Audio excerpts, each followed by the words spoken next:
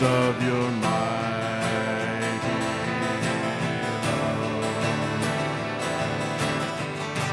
My comfort, my shelter, tower of refuge and strength. Oh, let every breath and all that I am never cease to worship you. Oh, shout to the Lord, all the earth, let us sing. Power and majesty, praise to the King. Mountains bow down and the seas will roar at the sound of your name. I sing for joy at the works of your hands.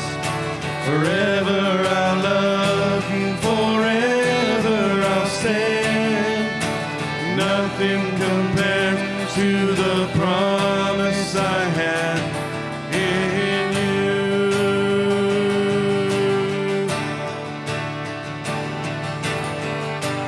My Jesus, my Savior, Lord, there is none like you.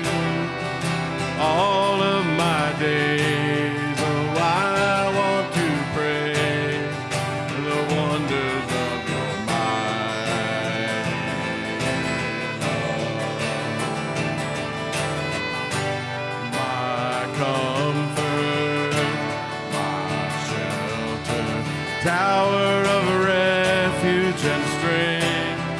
Oh, let every breath and all that I am never cease to worship you.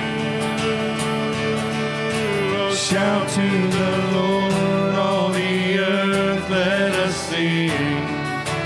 Power and majesty, praise to the King. The mountains bow down and the seas will roar at the sound of your name. I sing for joy at the works of your hands. Forever I'll love you, forever I'll stand. Nothing compares to the promise I have. No, nothing compares to the promise I have. No, nothing compares to the promise I have in you.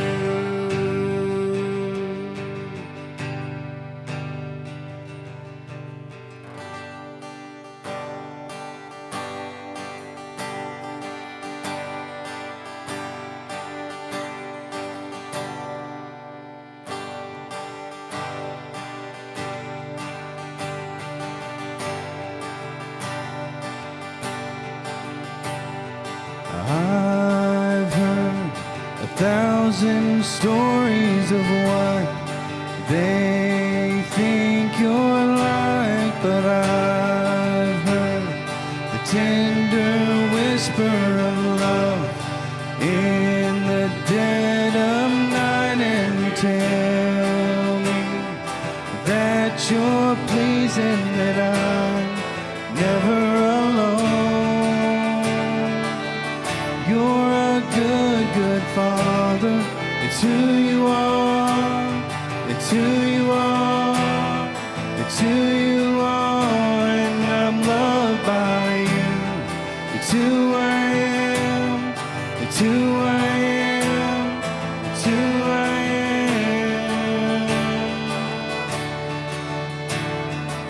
I've seen many searching for answers far and wide, but I know we're all searching for answers.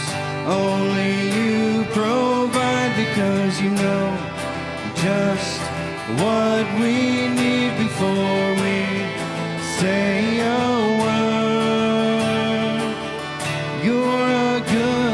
Father. It's who you are. It's who you are. It's who you are, and I'm loved by you.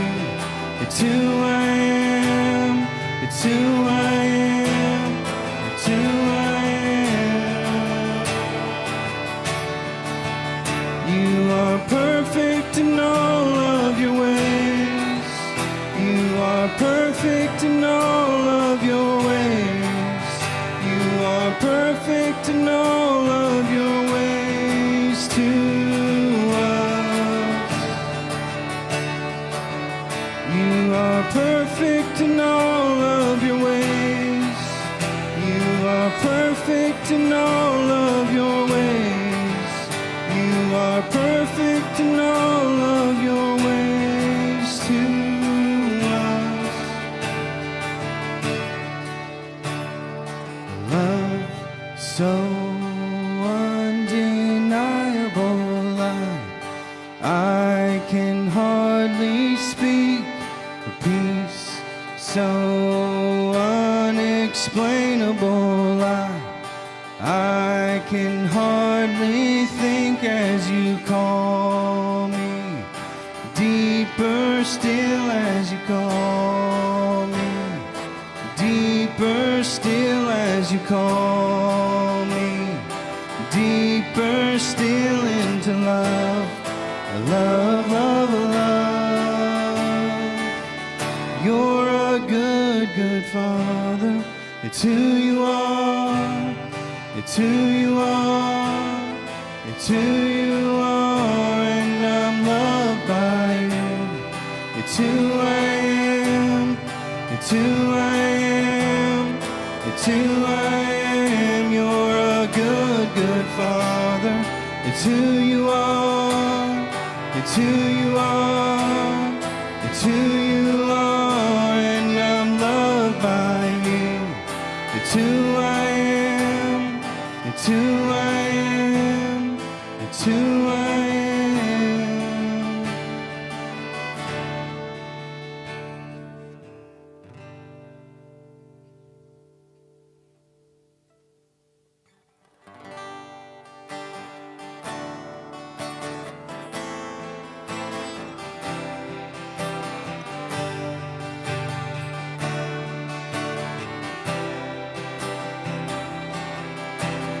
Light of the world, you step down into darkness.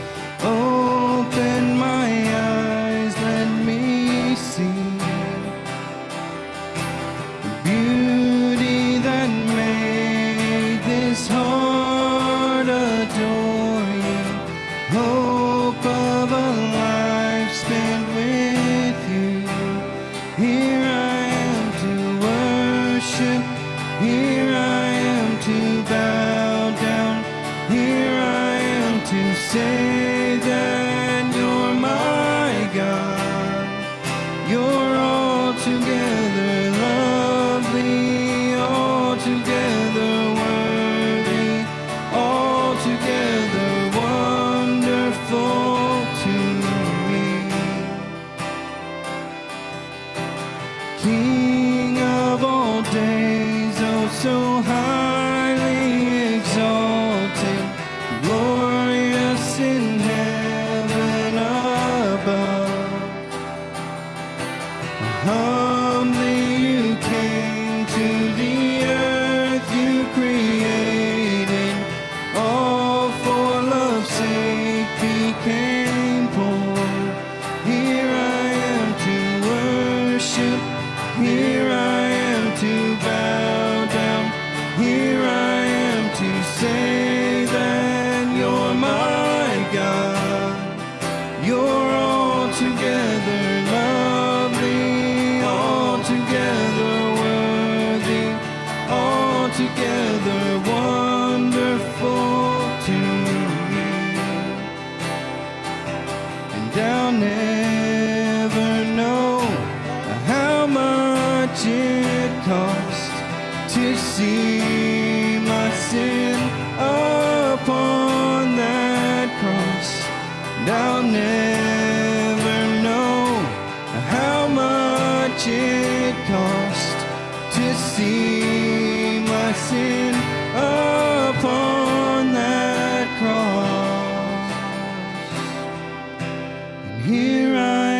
to worship. Here I am to bow down. Here I am to say that you're my God.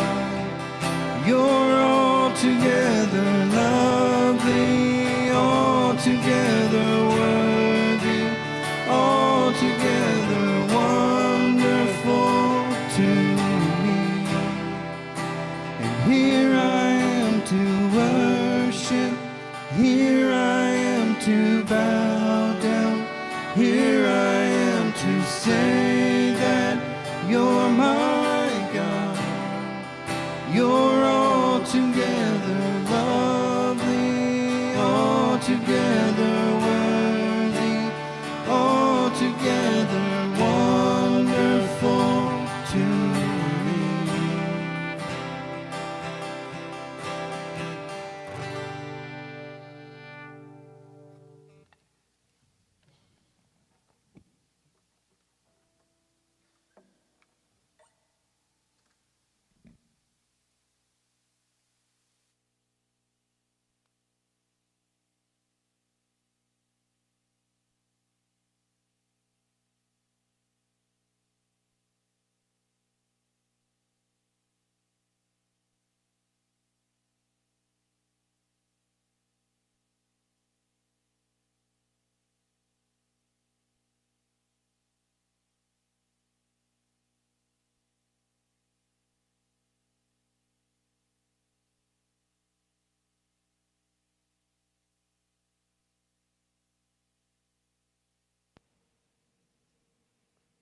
How about that? The last time I was up here, I bragged on my buddy, the doctor over there. Anyway, I was over there talking to him a while ago and complaining about some aches and hurts. And he said, "That's because you're older than dirt." No, I was just kidding. He really didn't say that. But I thought, here I'm over here taking advantage of you again. You know.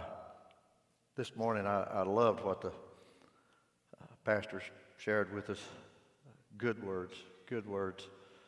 I want to do something a little different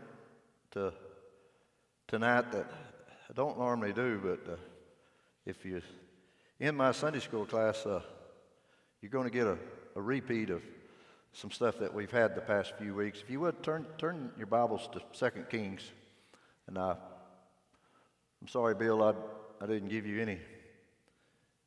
any scripture references. I'm going to be all over the place anyway. But anyway,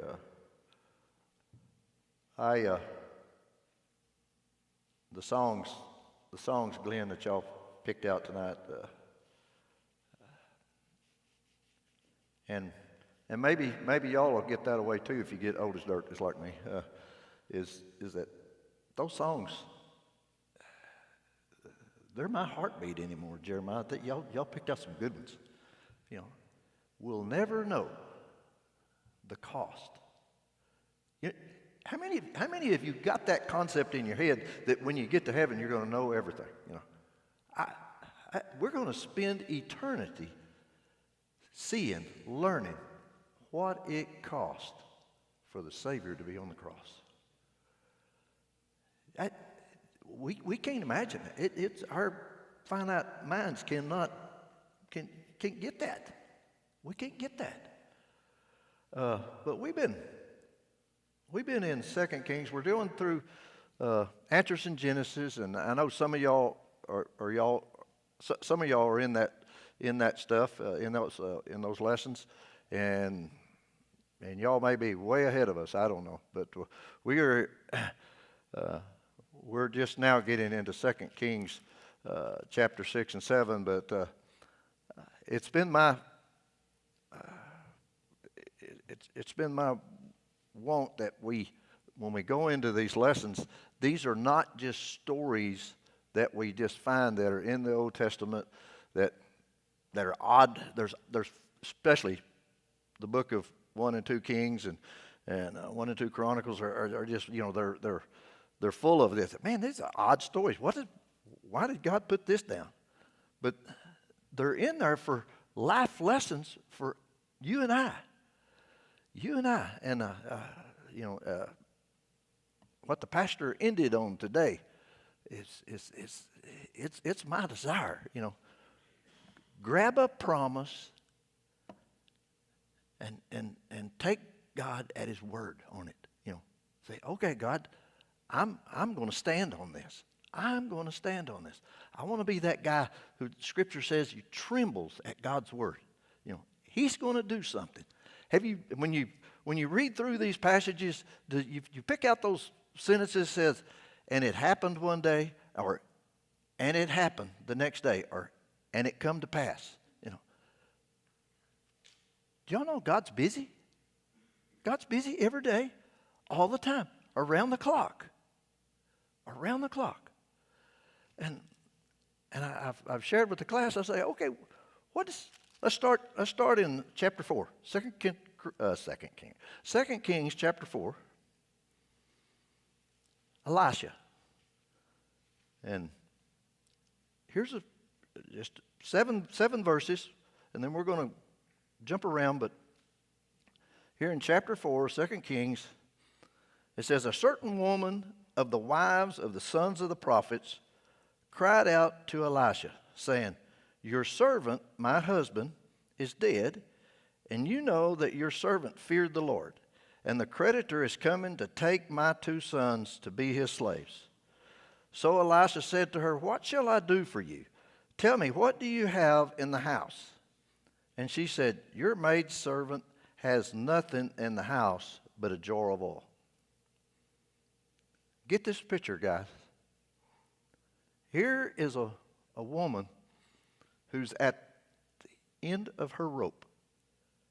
She has already sold, got rid of everything that she has, trying to keep the wolves beat away from the door.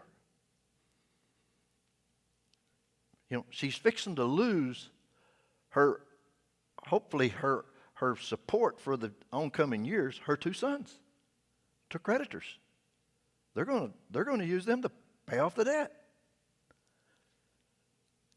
And she's got rid of everything but that. When we was in this passage a few weeks ago, I shared, I said, Vicki and I had a neighbor one time, and I've never seen this, guys. This guy and his wife were at the same way. They was out. They was out of everything.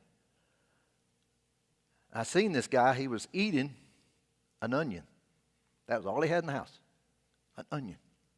Can you do that? That'd be tough, wouldn't it? He's eating an onion. That's all he had. This gal, all she's got is a jar of oil. And what the wording here, it's not a big jar. This is a Wally World little bottle of oil. And Elisha says, go borrow vessels from everywhere, from all your neighbors, empty vessels, do not gather just a few.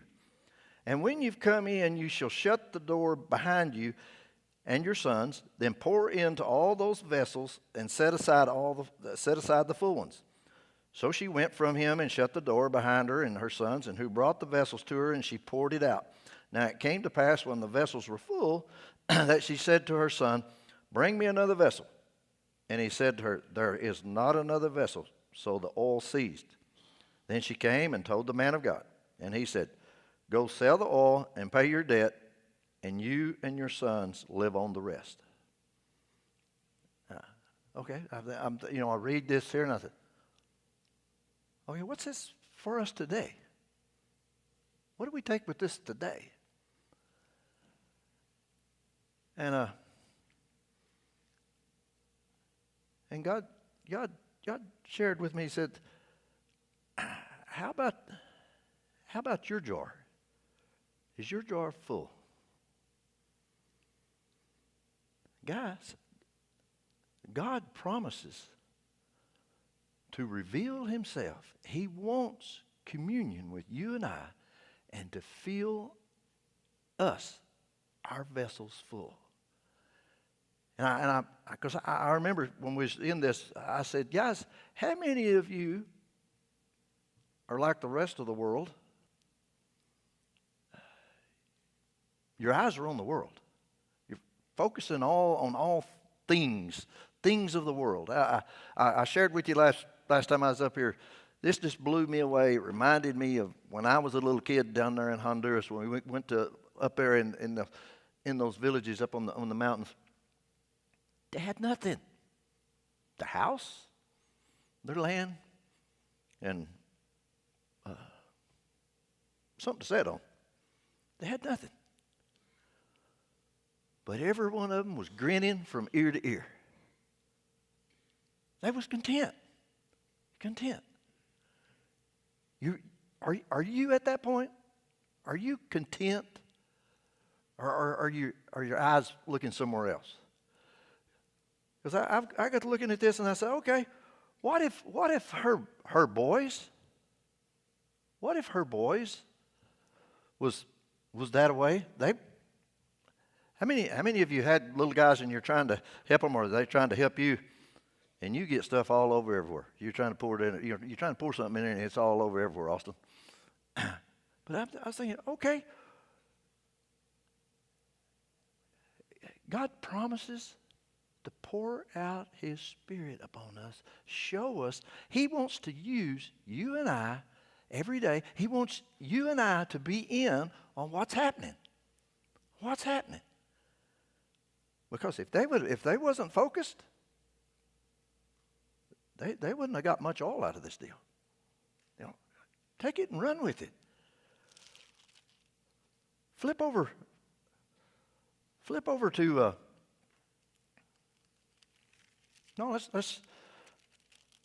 let's go to chapter 5. Chapter 5.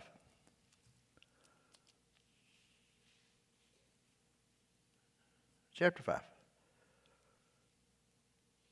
says, now Naaman, I bet some of you guys that have been to church all your lives in Sunday school, especially when you're little guys, have studied this story here. It was in your Sunday school lessons.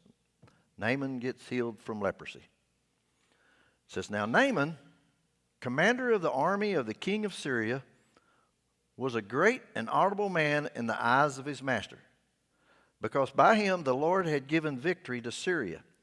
He was also a mighty man of valor, but a leper. Now get this, guys. He's a commander of the army. He was a great man, an honorable man.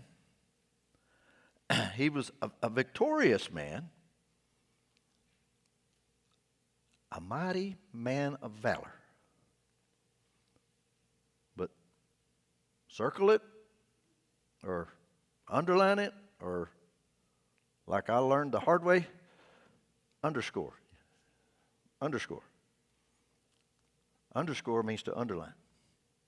I didn't know that. There's a story behind that, Austin. I was trying to get on our internet website at work years ago there in the Eastland office, and anyway, most of us couldn't get on. There was one guy that managed to get on in there. Anyway, so I called Houston, our help desk, and you get one of these ladies that can barely speak English. She's from way over in the Middle East somewhere. And anyway, and she's trying to talk to this redneck, and she said, okay. I said, what's the password to get on our website?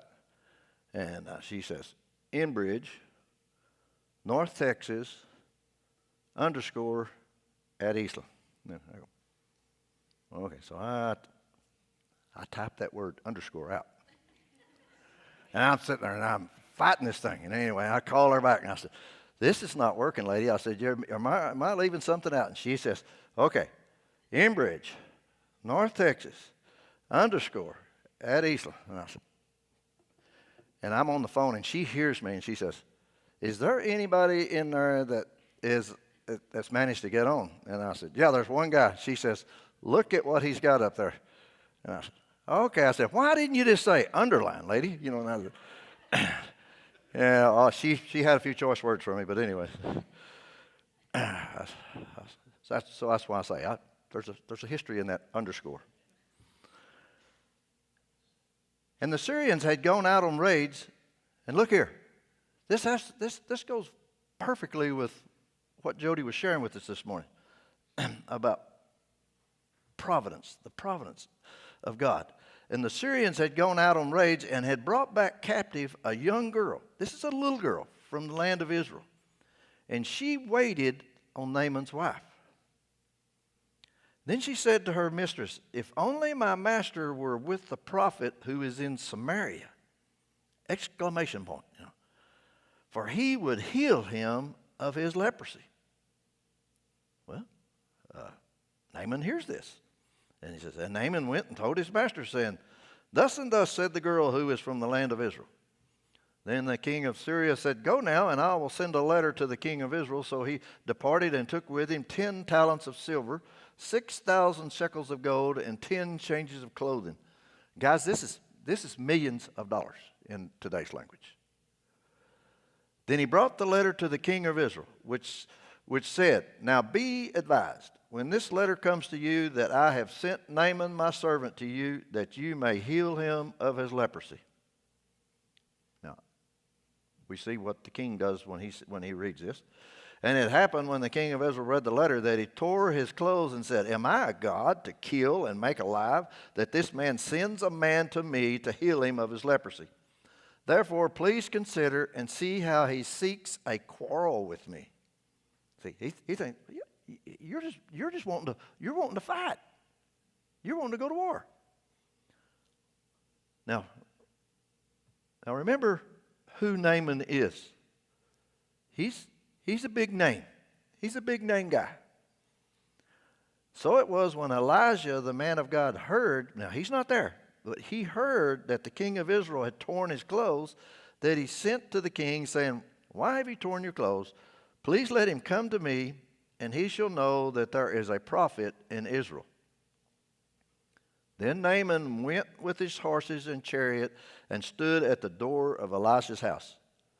Now, guys, this is a big train, a procession of horses and all his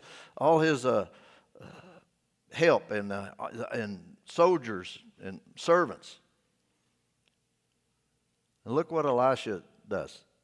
And Elisha sent a messenger to him, saying, "Go wash in the Jordan 7 times, and your flesh shall be restored to you, and you shall be clean."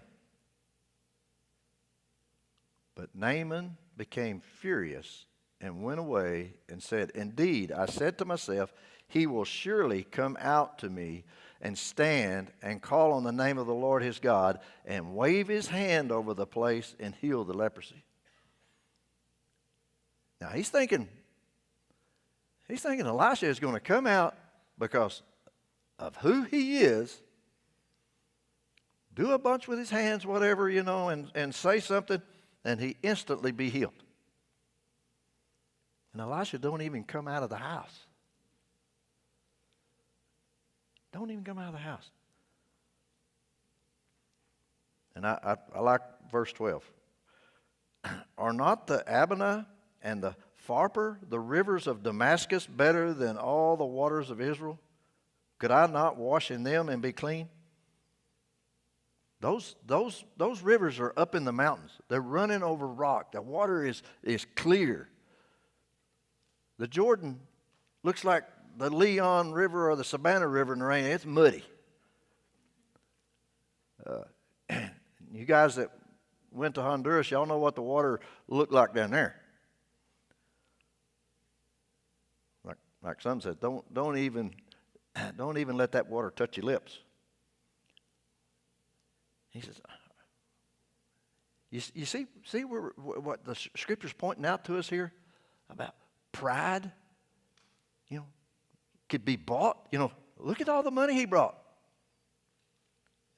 And Elisha's not even giving him, it seems like he's not even giving him the time of day. And his servants came came near and spoke to him and said, "My father, if the prophet had told you to do something great, would you not have done it? How much more then when he says to you, wash and be clean?"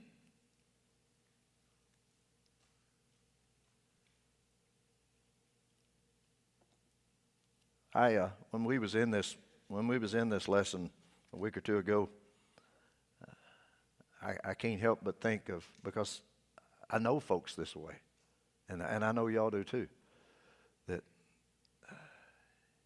it's not about grace, it's about works with them. Guys that do everything for everybody are seen to, and they're always seen when things are going on. They're giving. They're members of the fire department. They're members of the Lions Club, the Kiwanis Club, the school board, whatever. You go down the list, and always live a kind of a straight-laced life. God's going to take care of them, right? Because look how much they've gave. Look what they've done. Huh? Oh, it's about grace. It's about grace. That's what this whole passage is about. Naaman thought he was somebody, and he was. He was fixing to leave and still be a leper. Fixing to leave and still be a leper. Evidently, his leprosy hadn't progressed so far that he couldn't carry out his duties, but it was coming. It was on the horizon. And he said, so he went down and dipped 7 times. And I remember that. And I want to ask somebody here in a few minutes, Jimmy. I'm going to ask Jimmy, how come 7 times, Jimmy? Huh? we talked about that. Why did God include that? So he went down and he dipped 7 times in the Jordan, according to the saying of the man of God, and his flesh was restored like the flesh of a little child, and he was clean. It doesn't say this, but I can't help but think when it says his flesh was restored like the flesh of a little child, it was a little child that God used to get him there.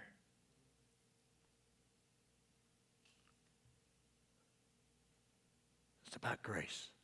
Okay, now, flip over to chapter, where am I at?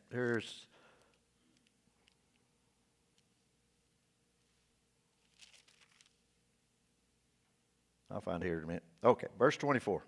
Verse 24 of chapter 6. We're skipping some here, but I've got a point I'm planning on making if we get around there to it.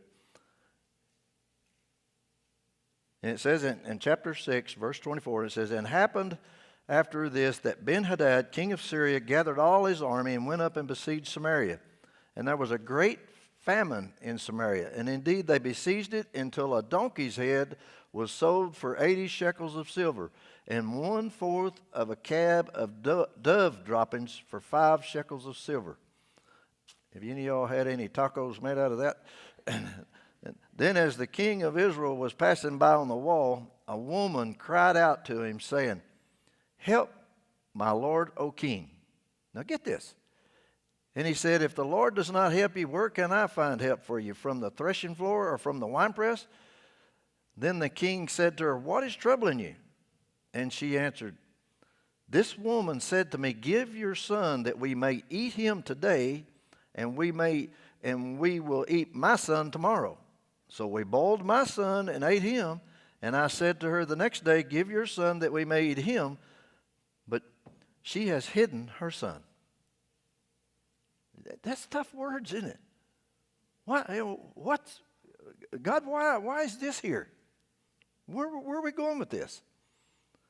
And he says, "Now it happened when the king heard the words of the woman, that he tore his clothes, and as he passed by on the wall, the people looked, and there underneath he had sackcloth on his body.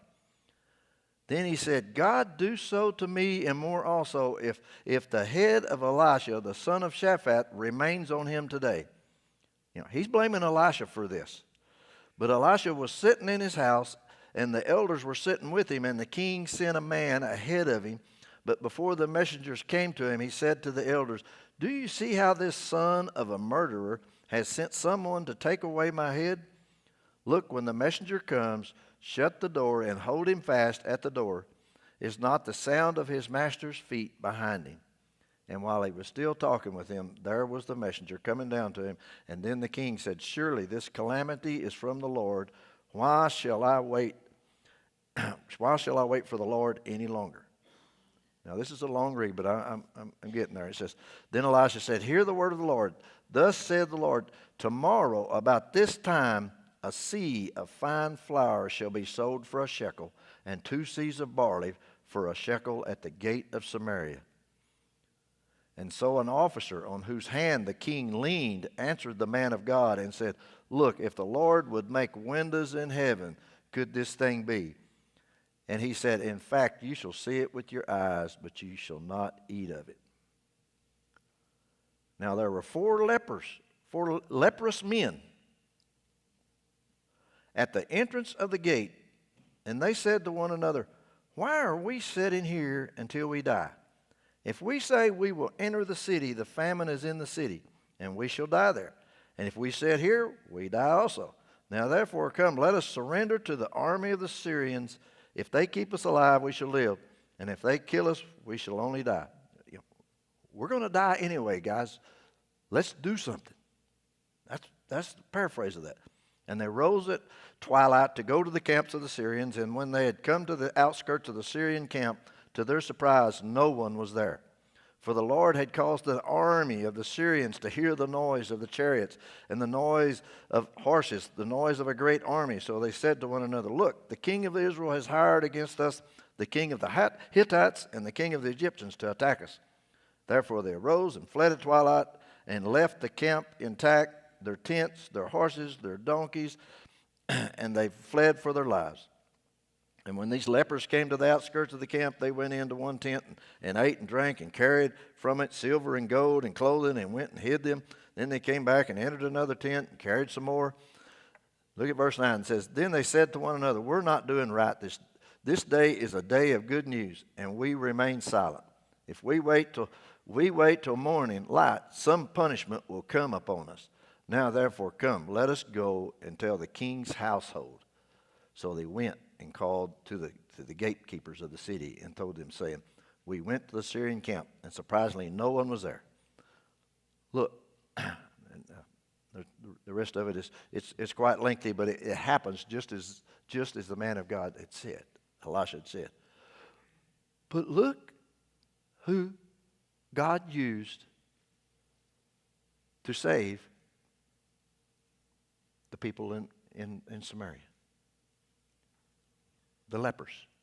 You know how these lepers was taken care of? They couldn't come in. They're on the outside of the wall. They have nothing to eat. They don't have beans and taters. They don't have nothing. No fried chicken. They was only getting what little, and which would be little because they had nothing, that was thrown over the wall that they could grab and survive on. And God uses them in His providence to save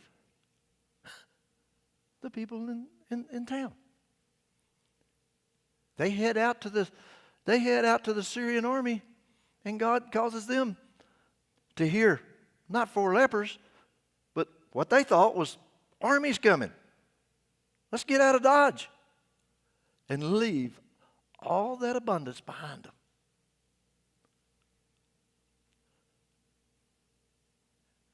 Guys, where I was headed with this is that God shows me every day. It's by grace. It's by grace. if you're not going to, if you feel think you ain't doing that, you're not in on what God's got going for you. Because what does Ephesians 2:8 says? For you have been saved by grace through faith, which is not of yourselves, it is the gift of God. And it says the gift, not a gift, it is the gift of God. That's how we're to operate. God is a jealous God. He is not going to let somebody, by how good they look or how strong they are or how much money they got, or whatever, to rob him of glory. And that same God wants us to be in on what he's doing every day. In Luke chapter 9, it's the story of the Mount Jesus being transfigured on the mountain.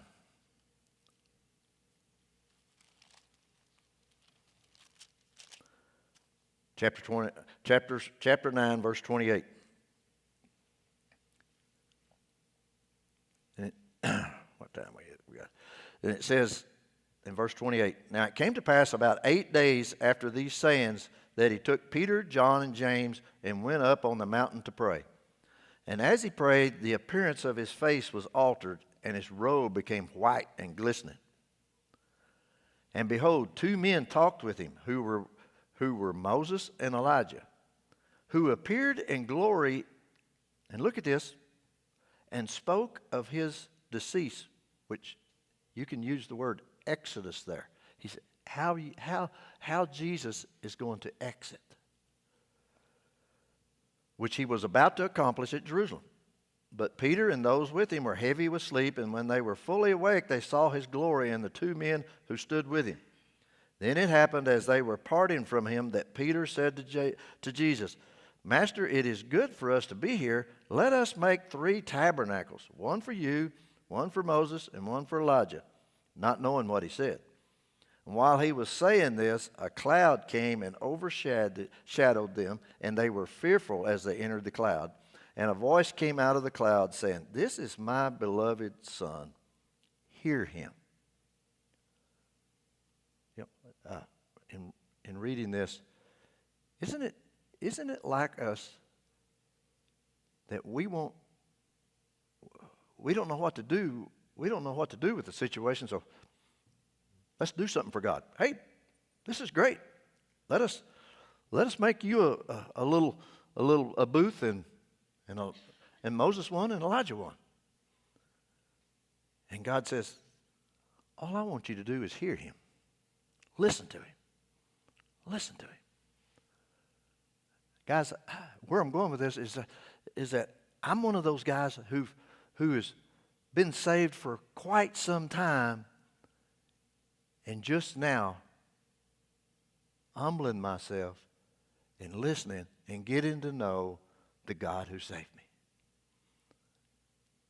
I honestly believe we have churches all around that have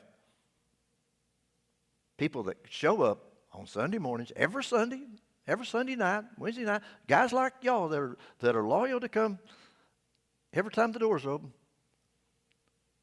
but they don't know the God who they're serving. It's just words on a page. What are these odd stories? What are they trying to teach us? Look how many times it says here. I'm just got the Bible open right here to this, and in verse 18, of the 9th chapter, it says, "And it happened." And then in verse 28, "Now it came to pass." Verse 37, "Now it happened." It's talking about the boy that had seizures, and it's like that all through there. Somebody like Jeremiah being over there where he works. Somebody comes in, and God puts someone. He's got it appointed. He makes sure that this person shows up to visit with Jay. like at 9 or 10 o'clock one morning. And just, how did this happen? And first thing you know, they're talking about something, and Jay can be ministering to him. This past week, one of the drivers there at the mill, he goes and visits his son up in Oklahoma, and his wife and girls go to church with him. And they get back here, and he said, "Bobby, we went to church with my son there in Oklahoma, and we haven't been in a long time, and we liked what we heard." He said, when do y'all meet, and what's the hours?" Well, I told him. I said, "Hey, Sunday school's at 9, worship's at 10. Last Sunday, him and his wife and girls show up. Seemed to enjoy it. His mother-in-law had surgery this weekend, and I look over there this morning, and there's his 2 girls. They're over there just grinning from ear to ear." I said, visit with folks. Share Jesus with them. You don't know. You don't have to be the big dog in the room for God to use you. I love that story where Jesus is sitting there and he's watching the people come in and give at the treasury. They got the big jars or whatever that fall through, and kind of a funnel, and they're dropping the money, and it's just making all kinds of racket, and he's watching them give. And here comes this little old lady who's got 2 mites. I can't help but think she's got 2 pennies. Clink, clink. And everybody's probably going, she ain't getting anywhere with God. And what does Jesus say? She's put in more than anybody has. Says, because she gave in her whole livelihood. And I'm thinking, God, what are you saying there? I don't want all your money. I want all of you. You think God needs our money? Does God need anything? This old redneck has to have that pounded in his head every day. You didn't need me. Why in the world would you have called me? Look, and we're going to finish up here. I know what you're saying. Thank God. Okay. Look at 1 Corinthians. Look at 1 Corinthians.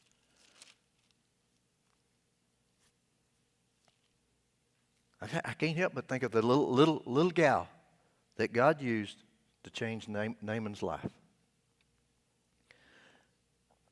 First chapter of 1 Corinthians says, "For the message of the cross," there in verse 18, "for the message of the cross is foolishness to those who are perishing, but to us who are being saved, it is the power of God." Now, look it down at verse 26. "For you see your calling, brethren, that not many wise according to the flesh, not many mighty, not many noble are called." See, boy, that fits me. Not many wise. That fits me. "But God has chosen the foolish things of the world to put to shame the wise, and God has chosen the weak things of the world to put to shame the things which are mighty. And the base things of the world and the things which are despised God has chosen, and the things which are not, to bring to nothing the things that are. That," look at this, "that no flesh should glory in his presence." Look over in chapter 2, verses 10 and 12. "But God has revealed them to us through his Spirit," talking about the things of God. "He has revealed them through his Spirit, for the Spirit searches all things, yes, the deep things of God. For what man knows the things of a man except the spirit of the man which is in him? Even so, no one knows the things of God except the Spirit of God." Now look at verse 12. "Now we have received not the spirit of the world, but the Spirit who is from God, that we might know the things," look at this, "that have been freely given to us by God." that word freely means no cause. C-A-U-S-E. You can't cause God to give you anything. He gives it out of grace. You know, we get caught up in that pride that I've got to do something to get a better standing with God. And God, I've shared that a bunch lately, is that, and God has raked me over the coals. He says, if you think you can make yourself get in better standing with me by anything you do, that's an insult of what Jesus did. He finished it. He did it right. And now, let us get in to what he has freely given us. Oh, man. And this has caused me, I love the first part of Psalm 42, and I'm going to end it here. And is this you? It says, as the deer pants for the water brook, so pants my soul for you, O God. I heard a guy saying one time that verse, David wrote it down. This is how they used to hunt deer, or it was not all of them, but some of them hunted deer this way. They knew where a deer was, and they spread out, like you're trying to herd cattle, and they keep chasing it and circling it down, getting the quarters down tighter and tighter, and this deer is running and running, and it takes so long. He's hot and he's thirsty, and David says, that's how I am for you. Guys, this is getting down to the nitty-gritty, real stuff, daily living. Do you find yourself in the day where you say, God, speak to me. Share with me something with me today. I'm not a writer like Robert is. Robert can write real eloquently. I can't. But I heard a guy saying one time. He said, I write down everything that God tells me. He says, I write out what I tell him, or if I'm asking him something. God, what do you mean by this? And he says, guys, God answers. Does he not say he will? Call unto me, and I will answer you and show you things you don't know. Or why did he have it wrote down if he doesn't mean it? Well, he's prodded me on this. Get real with God.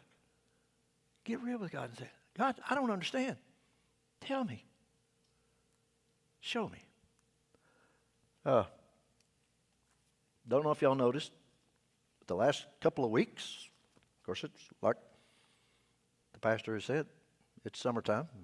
People are going here and there, but we've had a lot of folks out the last couple of days, or last couple of Sundays. If you noticed them, pick up a phone. If you know how to get a hold of them, call them. Ask that mechanic back there from California, where's he been? Where you been hiding? Huh, Steve? Glenn? Thank you, buddy. Stand up and lead us in prayer, buddy.